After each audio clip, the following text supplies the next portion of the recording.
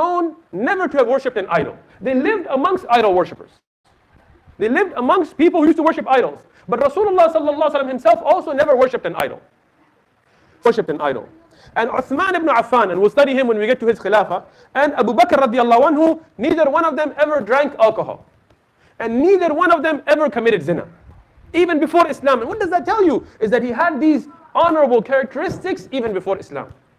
Abu Bakr radiallahu anhu was asked in an authentic narration why he never drank alcohol before Islam. And many of the Sahaba drank alcohol before Islam and even in the early stage of Islam because it wasn't haram, it was not a sin. But Abu Bakr radiallahu anhu says that I didn't drink alcohol because I saw a man who was drunk. I saw a man who was drunk.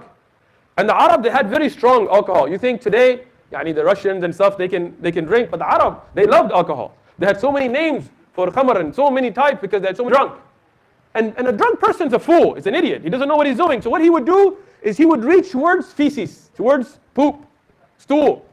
And look at the sins we have. Did any of us sitting here, raise your hand if Rasulullah sallallahu alaihi wasallam told you personally by name that you have a guarantee to be in Jannah? Raise your hand. If you do, there are some brothers that want to talk to you outside. None of us. Abu Bakr radiallahu anhu had that, but he didn't become negligent.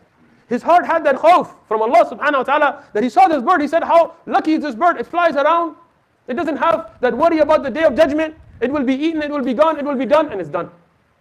Aisha was like the blade of grass that is cut and done away with, but will never have to answer in front of Allah subhanahu wa ta'ala on the day of judgment.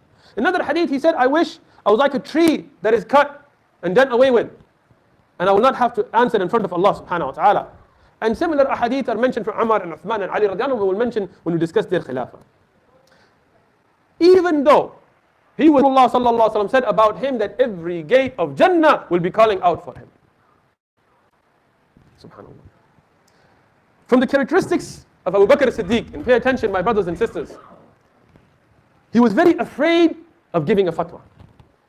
Today, bil-asaf al-shadid, with great sorrow I have to say, that every Muslim, unfortunately, who may not even know the basics of Islam, thinks they know everything. They think they know everything. And the regular Muslims, unfortunately, are careful about where they get medical knowledge. And today, from all these brothers here, mashallah, raise your hands when I ask the question. If you had